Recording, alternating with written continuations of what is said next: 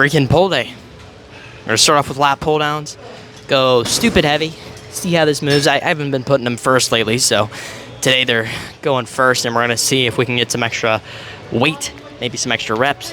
See what happens. I got it on 260, I believe, which is, it would be a PR for this because I think I've done 280 on the stack before, but with awful, horrible, terrible form. So hopefully this will move a little better. Now it's with this handle. I don't know if you guys can see it in the frame, but it's a different handle that I'm used to. I could do way less weight on this. So I'm trying to be like, okay, if I'm weak on this and I can build up that strength, when I come back to the normal lat pull down with the normal handle, I'll probably be way stronger. So, and my lats will probably have grown a lot. So let's go.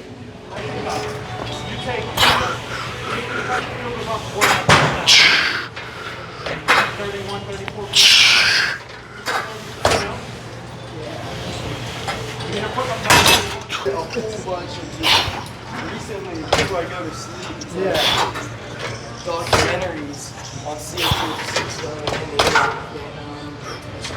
yeah. Salmon and analysis. Yeah. Something like that. It's a concept which is from theory to factor theory.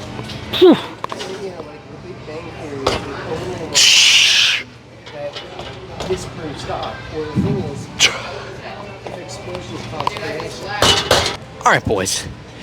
That actually moved super well, and it made me miss putting lat pull downs first, but with that said, I mean, dude, you guys don't understand, like, it's a different feeling whenever all of a sudden you go from not being able to pull, 225 past your chin to all of a sudden you feel like you could just freaking secure 250 or 260, right?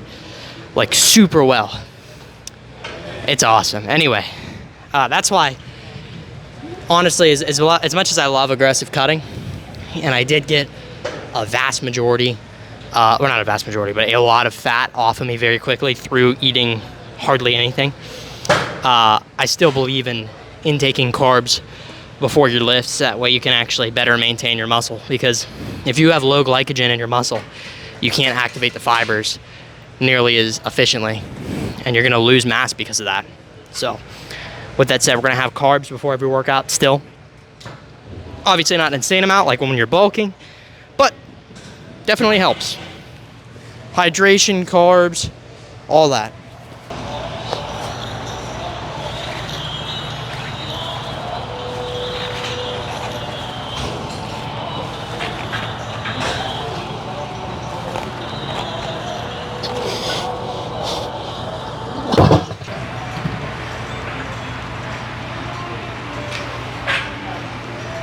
Alright, so I actually used to cheat a lot on these T-bar rows, okay?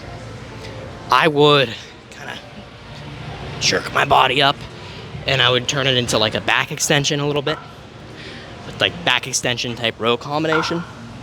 And believe it or not, it actually worked really well, but I was like, okay, it got to a point where I started cheating so much that I was like, I want to try reducing it by just a little bit. I just took 20 pounds off from what I was doing before, and I figured out that I could really easily standardize my form and make it less ambiguous and more strict if I just keep my chin on this, okay? I'm not telling you guys to do that because I don't know if you have a weird neck and it's prone to injury or whatever, maybe don't do that. I'm not putting a ton of weight on my chin, right? It's going through my chest and my pelvis, actually, because I have my pelvis like stacked onto this as well, and my abs and everything. But the chin being on there makes it to where you can't turn it into a back extension, no matter how hard you try. So as long as I keep my chin on, the form can be really standardized, be really consistent, and more progressible over time. So anyway, let's go.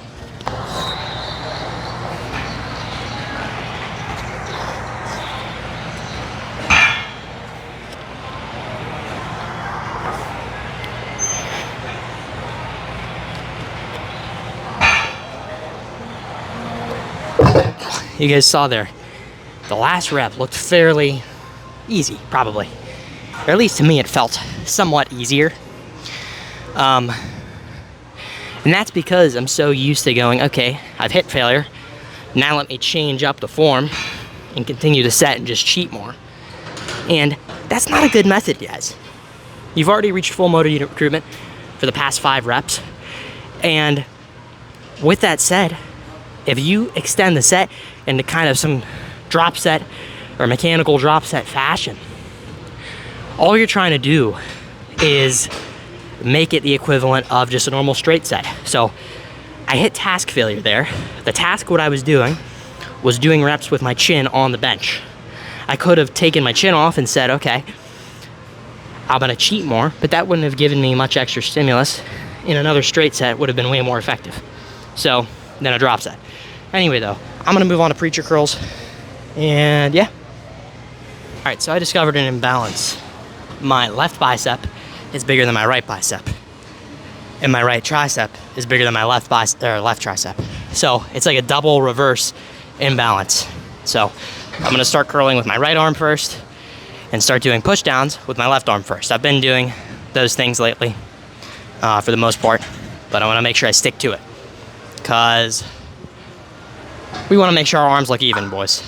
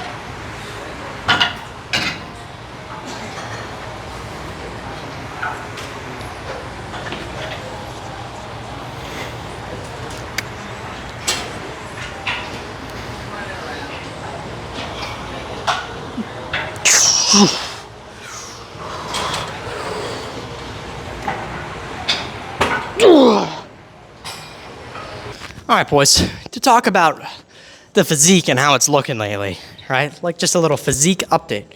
What the frick? Okay. This is the best I've ever looked at 168, okay? This is how I used to look at 160 if I had to put it in perspective. And there were two variables that changed since the last cut. Two, or I guess one. Starting with one, creatine, okay?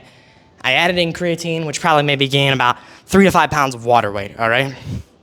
Then, obviously, you put on muscle. So that's a couple pounds right there, probably from last bulk. So I'd say anywhere from 2 to 3 pounds. We'll see, maybe even more. I'd say there's probably 8 pounds extra of like lean looking mass. And that's from water, from creatine going into the muscle, and then obviously putting on actual lean tissue. So definitely look at 168 as nuts, and I'm excited to see what I will look like at 155, because that's obviously where I stopped on the last cut. And yeah, I'm just very excited. I mean, even to go down to 150, 145, we'll see what happens, boys. I might be getting overzealous there, but we're gonna get low and we're gonna get lean either way, but I gotta pose before this pump fades out.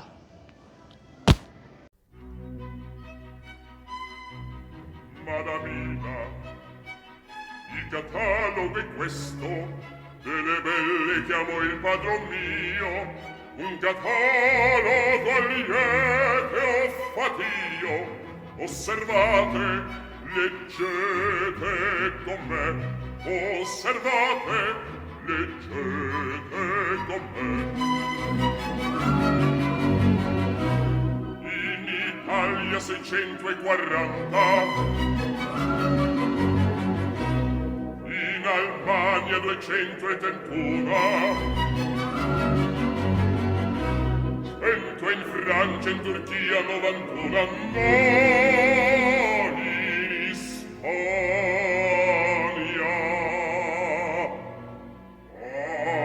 In Spagna son già 1300.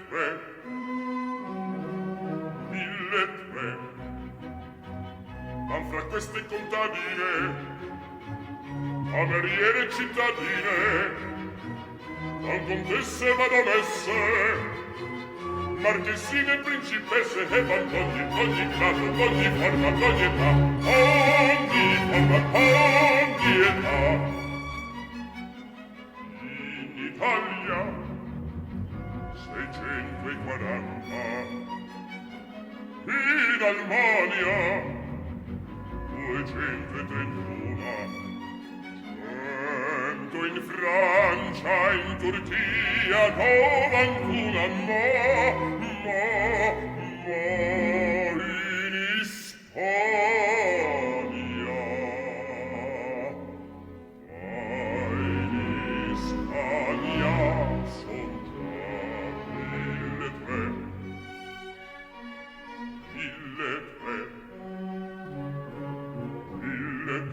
Ma fra queste contadine, cameriere cittadine, ma contesse, baronesse, marchesine, principesse, e van d'ogni grado, d'ogni forma, d'ogni età, ogni forma,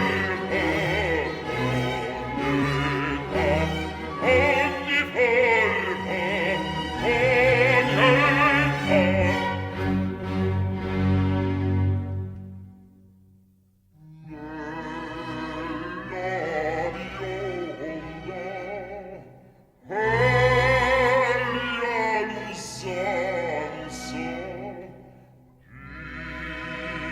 Oh